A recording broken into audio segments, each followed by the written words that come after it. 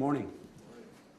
I'm Jose Tirado, the Acting Executive Director of the Office of Emergency Management and Communications. And first of all, I want to welcome everyone to OEMC. Since August 2022, OEMC has been coordinating planning efforts across city departments, sister agencies, and event organizers.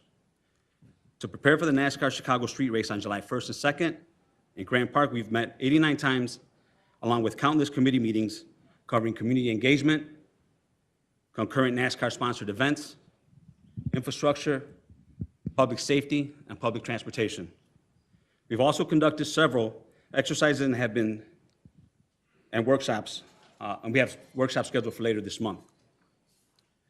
Throughout the planning, we've considered impacts to businesses, alternative routes for motorists, weather impacts, community outreach, and much more. Our top priority during planning has been the safety of residents, visitors, and race attendees.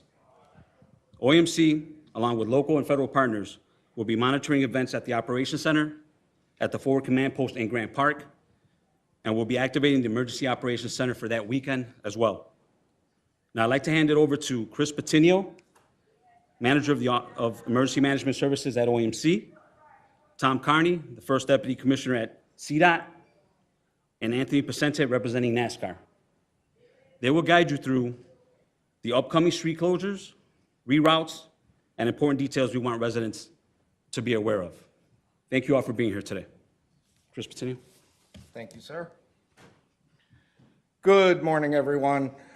Today we're going to go through the traffic plan as it stands. We've been meeting weekly, if not more, for several months now, and as Jose Tirado stated, we started this planning process back in August of 2022. The street closures as they stand mainly are for the race course itself. There are going to be some other street closures outside the perimeter or the footprint just based on the race course itself. In addition to the paper plans that we've created, there is a link, and it shows right here, the NASCAR Chicago Local Guide that compiles all of this information into interactive maps, plane maps, reroutes, in addition to all of the street closures and detours that would be favorable to avoid the area or get around downtown based on the street closures. So the major street closure here is Wednesday, June 28th. We have implemented a merging taper, similar that you see on other construction sites or even on the Kennedy, using barrels to taper traffic down based on the southbound Lakeshore Drive closure. That will start near North Avenue. There will be plenty of variable message boards in addition to media outreach to advise drivers how to get around the area. Traffic will be reduced to one lane near Chicago Avenue, and traffic will get off at Grand with a merging taper down to one lane at Randolph. That'll be reopened by July 4th. The other closure, northbound Lakeshore Drive, begins Saturday, July 1st. That's race day at 4 a.m. Similarly, a merging taper, reducing traffic to two lanes near 47th, down to one at 31st. And we have come up with plans for access to the museum campus, harbors, and lakefront. So all vehicles heading northbound on Lakeshore Drive must exit at I-55, but vehicles requiring access to the museum campus, harbors, lakefront area can exit at 31st, utilizing Fort Dearborn to 18th Street. That gives them access then to the campus. And then in reverse, they could also take 18th to then head southbound, either onto Lakeshore Drive itself or onto I-55. And with that, I'd like to hand it over to Tom Carney, First Deputy Commissioner of CDOT. Thank you, Chris. Again, Tom Carney, First Deputy Commissioner, Chicago Department of Transportation. So I think the one thing I wanted to highlight, a lot of folks in our city and visitors to our city have experienced, maybe going down to downtown for New Year's Eve, or gone to one of the sports teams like Championship Rally or Lollapalooza. Just like all those events, it requires some planning ahead and thoughts of how you're going to get through the city and get to that event, whether it's carpooling or, public transportation or some of the other modes such as bicycle. And really, this event is no different. While it's the first time the city's having this event, while it's some different roadway closures than we're used to, it's really the philosophy is the same about planning ahead.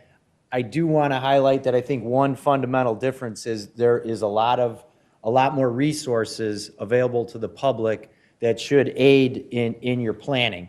So that stands out a bit unique between what NASCAR and the city is putting out here. So again, all of us here today, we want to encourage everyone to plan ahead, to plan appropriately, and to use the resources that we are showcasing here today. I'm going to touch on the next few slides here talking about available race day routes. This first slide here covers your expressways and not the local roads, so to speak. So DuSable Lakeshore Drive northbound will remain open from South Shore Drive to I-55 merger. DuSable Lakeshore Drive southbound will remain open from Hollywood Boulevard to Randolph Street. The Dan Ryan Expressway, Kennedy Expressways, lanes will remain open in both directions. Eisenhower Expressway lanes will remain open in both directions, as well as the Stevenson Expressway. Next slide. Thank you. And then, of course, on the local roads, most of the corridors in what we call the downtown central business district will be open, where you'll see State Street, Dearborn, Clark, LaSalle, Wells Street, Franklin, and you have Upper and Lower Wacker Drive. Additionally, a lot of the east-west corridors, Randolph, Washington, Madison, Roosevelt west of Michigan, 18th Street and Cermak will also be available. Again, while these routes will be open, we are encouraging everyone to plan ahead and allow extra time as needed, and to look at the different transportation options such as public transportation. Whether you're going to this event or whether you're going to some of the other attractions or things in the city, or going to work or whatnot, and to travel to some of those other attractions, we're going to turn it over to Anthony Picente from NASCAR. Good morning, everyone. Anthony Picente, serving as a consultant to the Chicago Street Race. As Tom mentioned about some of the available race day events, I wanted to specifically talk about directions to some of the larger venues and attractions in the city of Chicago, especially as summer kicks into high gear. For the museum campus, traveling from the north, people could utilize the Kennedy Expressway, access through the Stevenson, and then proceed to northbound Lakeshore Drive. And then, as Chris mentioned earlier, there would be an exit at 18th Street where vehicles can now access 18th Street and then proceed on Special Olympics Drive. And I should also mention, in terms of pedestrians and cyclists, the museum campus, the Columbus underpass will remain open throughout the pre-race, race weekend, and post-race for travel to the museum campus. Coming from the south, vehicles could utilize the Dan Ryan Expressway, and then again access the Stevenson and then proceed on northbound Lakeshore Drive, exit at 18th Street, and then enter the museum campus. Alternatively, coming from the south, they could take northbound Lakeshore Drive and go directly to 31st Street, and then exit at 31st Street and proceed on Fort Dearborn to 18th Street, where they'll access the museum campus. from to Navy Pier. The route from the north does not change. Vehicles could exit at Grand Avenue and then follow the signs to Navy Pier.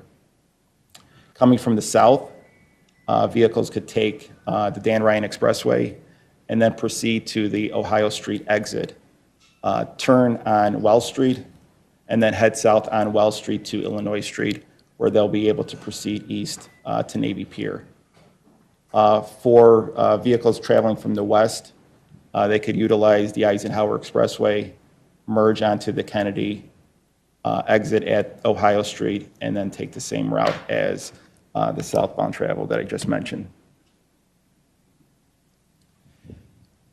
NASCAR has developed a website, NASCARchicago.com/local info, where it has many maps, brochures, directions to guide vehicles to many of these locations that you see on the screen, the 31st Street Harbor, the Art Institute, the Chicago Symphony Orchestra, Museum Campus, Museum of Science and Industry.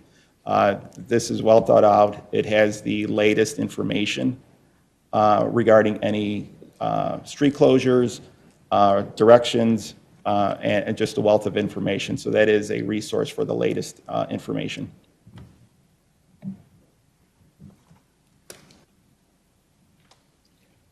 Thank you, Anthony. Before we get to questions and answers, we just want to let everybody know that we have put in a lot of time throughout this planning process. Some of the maps you've seen, the reroutes, the detours, extensive signage, and of course, we always urge everyone to take public transportation to and from the event. We'd like to advise you to download the OEMC app for any updated information on the street closures as well as alerts through Notify Chicago. As mentioned, extensive messaging will be out on the public way in addition to our traffic control aids to help facilitate traffic in the area. As Anthony just mentioned, also the NASCAR local info website has all of the information that we just went over. And with that, I'd like to open it up for any questions. You want to start up here? Okay. This question, Tom, this involves you with CDOT, if you could address this. And then, is there any IDOT representative here? Or would that be just for the OEMC? No IDOT, okay.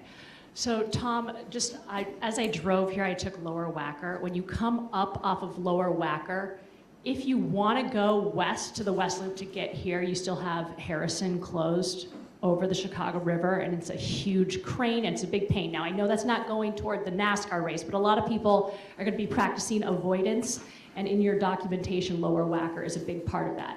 So you come up Lower Wacker this summer. Will Harrison still be completely shut down there over the river when it comes to this weekend? And then I have a second part of the question. I'll have to follow up on the schedule. We are going to be doing a lot of our job sites, pulling back equipment and opening up as many corridors as we can on a variety of jobs in the downtown area. Okay, if you could get back to us on that, that would be awesome. Okay, and then I know IDOT's not here. With the Kennedy being one of the main, alternates, or this will still be open. Obviously, we know you're still down 2 lanes on the Kennedy coming inbound. Was there any discussion with IDOT for them to pause some of their bridge rehab and add any additional lanes for commuters approaching July 1st on the Kennedy, just knowing how many thousands of people are coming in for the race? Was there any discussion with IDOT on maybe changing their Kennedy roadwork that weekend? I can speak to that. The Department of Transportation has been having ongoing conversations with IDOT about not only that weekend, but a variety of events and ways to accelerate the work out there, and to make adjustments for not only this event, but a whole series of events coming to the city this summer and continuing into 2024. I did not hear an answer in there. I think IDOT has to. IDOT has to answer that? Okay, Yeah. thank you. Question for several of you. You can all address it, whoever would like to, but step back for a moment and just talk big picture. Why are we doing this today, a couple of weeks in advance of when it will actually be relevant before the race? Obviously, it's important. Obviously, it's going to impact a lot of people. But maybe you can talk about that and just help explain, why this is such a big deal. Well, we take public safety planning very seriously here in the city of Chicago. This is our bread and butter. We do large events. We have a sterling reputation across the nation for such events. And it's part of the planning process. We want to make sure everyone is involved, everybody has skin in the game, and we don't want it to be a surprise to anyone.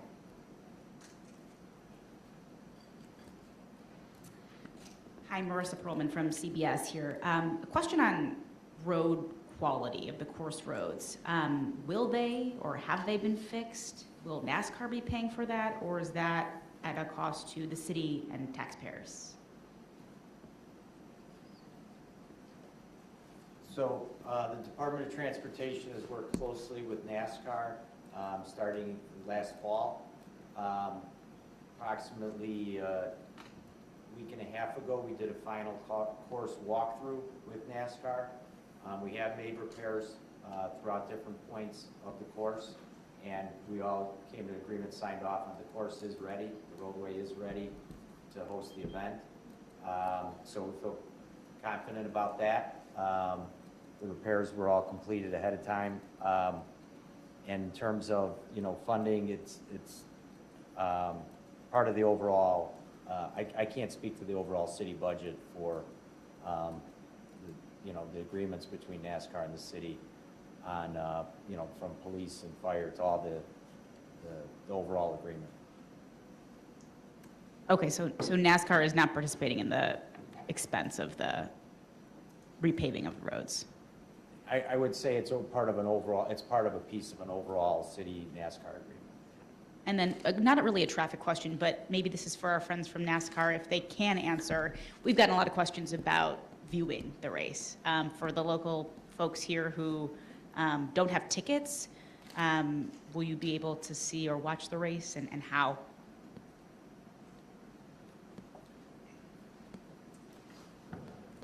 The best way to view the race without a ticket would be on the broadcast channel. There will be a free event on race day to allow residents of the city to participate in some of the NASCAR planning and events, but they will not be able to view the race from the street side.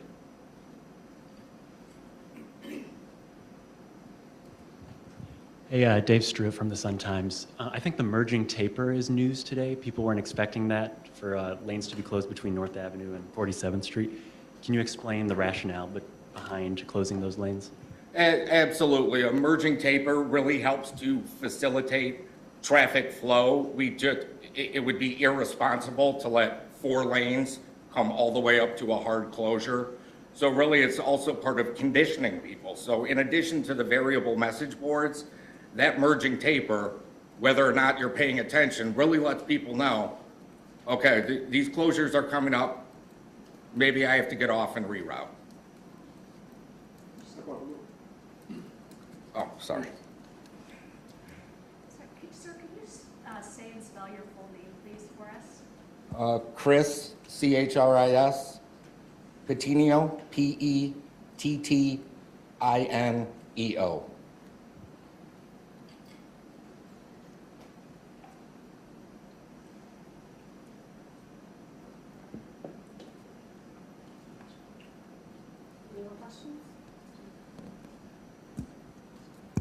From your perspective, do you feel like the partners that you've had all these meetings with, Navy Pier, the museum campus, et cetera, do you feel like they're satisfied with the plan? Absolutely. This is what OEMC hangs our hat on, is coordination and collaboration. And frankly, I have had so many meetings with all of our partners. It's really great to see it come together. It was a little painful at first, but honestly, once we got into a rhythm, we set up the committees, and we set that cadence, as First Deputy Carney mentioned, they actually finished ahead of time. So setting those goals and sticking to them worked wonders.